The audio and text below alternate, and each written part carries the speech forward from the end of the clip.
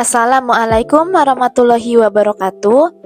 Perkenalkan, nama saya Piagianti Putri dari Prodi Pendidikan Guru Sekolah Dasar dengan NIM 860437727. Pada kesempatan ini, saya akan mempresentasikan tentang desain mata kuliah strategi inovasi pembelajaran berbasis Human-Centered Online Learning untuk memenuhi tugas 2 inovasi pembelajaran. Langsung saja kita mulai. Dalam presentasi ini akan memuat beberapa poin penting. Yang pertama, model pembelajaran daring human-centered. Yang kedua, integrasi media dan teknologi. Dan yang ketiga, assessment dan umpan balik. Latar belakang dan tantangan belajar daring. Nah, dalam belajar ini, masalah nyatanya yaitu pembelajaran daring pasca pandemi sering kali terjebak dalam pola monoton, hanya sebatas unggah materi dan pemberian tugas tanpa interaksi yang bermakna. Sedangkan fakta lapangannya, survei menunjukkan 80% mahasiswa mengeluhkan minimnya interaksi langsung, diskusi yang mati, serta kurangnya umpan balik dari pengajar. Untuk menanggapi masalah ini, solusi yang dapat ditawarkan adalah menerapkan prinsip interaksi yang dikemukakan oleh Moore, yaitu optimalisasi LMS sebagai ruang kolaboratif, serta integrasi Open Educational Resources dan Open Educational Practices untuk menciptakan ekosistem belajar yang memanusiakan hubungan atau human-centered. Sekarang kita masuk ke dalam model pembelajaran daring human-centered. Tujuan pembelajaran utamanya yaitu yang pertama, mengurangi tekanan psikologis dengan mengelola regulasi diri dan menurunkan stres akademik melalui lingkungan belajar yang suportif dan fleksibel. Yang kedua yaitu meningkatkan interaksi bermakna dengan membangun komunikasi dua arah yang intensif dan empati antara dosen, mahasiswa, serta antar mahasiswa. Yang ketiga, mengembangkan keterlibatan aktif dengan cara berpartisipasi secara penuh dalam ekosistem kelas virtual melalui kontribusi pemikiran yang kolaboratif. Model pembelajaran yang akan dilakukan adalah co-create and connect dengan karakteristik yaitu model pembelajaran daring berbasis interaksi sosial, gotong royong intelektual, dan penguatan emosional. Elemen-elemen utama model pembelajaran ini yaitu yang pertama, melakukan peer mentoring atau bimbingan sejawat dengan cara mahasiswa dibagi ke dalam kelompok kecil tetap untuk saling membantu memahami materi dan memeriksa tugas awal.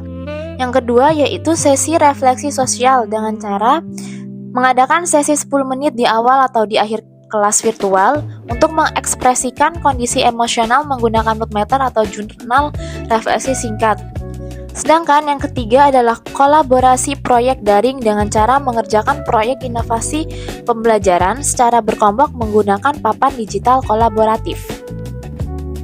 Selanjutnya ada alur pelaksanaan model co-create and connect. Tahap 1, connect. Dosen membuka kelas dengan emotional check-in. Mahasiswa membagikan perasaan mereka minggu ini sebelum masuk ke materi pemantik. Tahap kedua, explore and mentor. Mahasiswa mempelajari materi mandiri.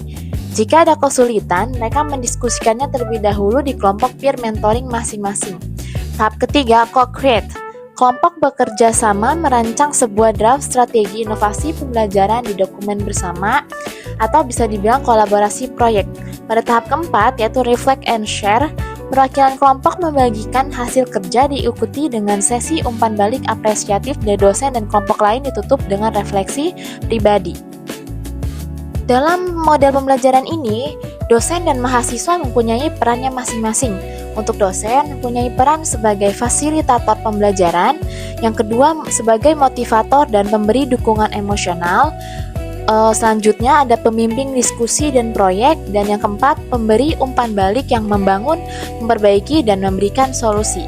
Sedangkan mahasiswa mempunyai peran dalam pembelajaran yaitu aktif berdiskusi, yang kedua berkolaborasi dalam kelompok, yang ketiga mengembangkan ide inovatif, dan yang keempat melakukan refleksi pembelajaran. Selanjutnya, bagaimana model pembelajaran ini dalam menangani stres dan peningkatan partisipasi. Dalam mengurangi stres akademik, keberadaan peer mentoring dan circle of support memastikan mahasiswa tidak merasa terlalu sendiri dan memberikan pengalaman untuk berinteraksi dengan teman sejawat. Lalu ada emotional check-in, memberikan ruang aman bagi mahasiswa untuk diakui kondisi psikologisnya. Yang kedua, untuk meningkatkan partisipasi. Asesmen berbasis proyek kelompok atau co-create, mahasiswa merasa memiliki tanggung jawab sosial terhadap kelompoknya. Diskusi ini menjadi hidup karena fokusnya adalah menyelesaikan masalah nyata, bukan hanya menghafal teori. Poin yang kedua adalah integrasi media dan teknologi. Dalam model pembelajaran ini, platform LMS yang digunakan yaitu Google Classroom dan Google Meet. Mengapa? Karena platform ini dapat dijangkau dan mudah digunakan oleh mahasiswa ataupun dosen. Dalam penggunaan platform ini juga dapat meningkatkan interaksi yang bermakna dengan cara memberikan ruang untuk berdiskusi tanya jawab melalui kolom komentar, sehingga kolom komentar dapat digunakan sebagai komunikasi dua arah. Yang kedua, ada keterlibatan kolaboratif.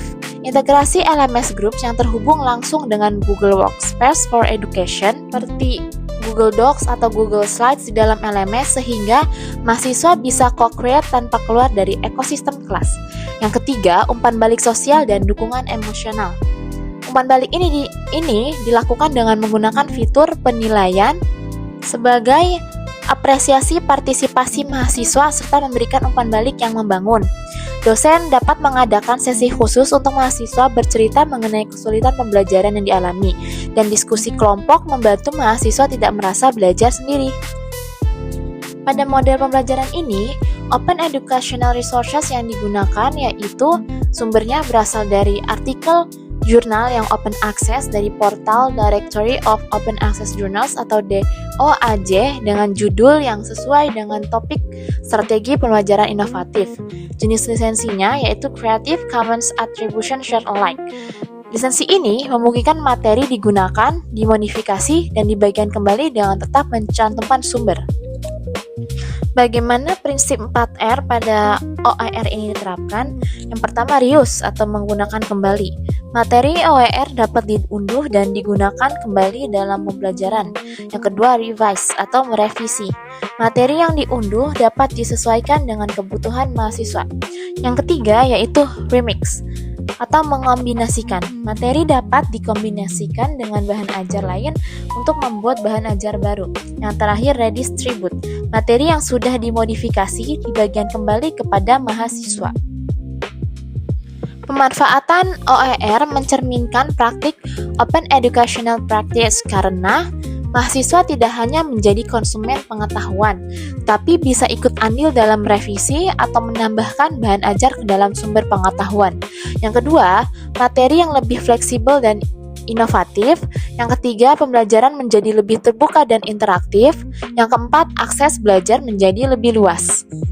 Selanjutnya ada poin assessment dan umpan balik. Pada model pembelajaran ini, assessment formatif yang dilakukan adalah dengan melakukan diskusi reflektif kelompok. Pada asesmen formatif, mahasiswa diminta untuk berdiskusi mengenai strategi inovasi pembelajaran. Setelah itu, memberikan penilaian serta umpan balik pada kelompok kecil menggunakan rubrik yang sederhana. Tujuannya adalah mengukur kepahaman mahasiswa, melihat partisipasi mahasiswa, dan mengidentifikasi kesulitan belajar mahasiswa. Untuk asesmen sumatifnya, mahasiswa melakukan proyek digital kelompok dengan cara membuat suatu proyek berkaitan dengan strategi inovasi pembelajaran yang memecahkan masalah pembelajaran nyata di sekolah. Kemudian dipresentasikan dalam bentuk video atau infografis interaktif di akhir semester. Karakteristik dan manfaat asesmen. Yang pertama, mengatur ketercapaian kompetensi. Asesmen sumatif menguji kemampuan tingkat tinggi mahasiswa dengan level kognitif C5 sampai C6 dalam berkreasi pada strategi inovasi bukan sekedar ingatan. Yang kedua, identifikasi cepat masalah keterlibatan. Membuat jurnal refleksi mingguan dan peer evaluation untuk formatif untuk memantau jika ada mahasiswa yang mulai pasif, mengalami burnout atau tidak berpartisipasi dalam kelompok. Yang ketiga adalah umpan balik untuk perkembangan pribadi. Umpan balik ini diberikan dengan menggunakan metode pujian, koreksi, motivasi. Berfokus pada proses mahasiswa seperti perkembangan keterampilan komunikasi, kolaborasi, dan kepemimpinan mahasiswa.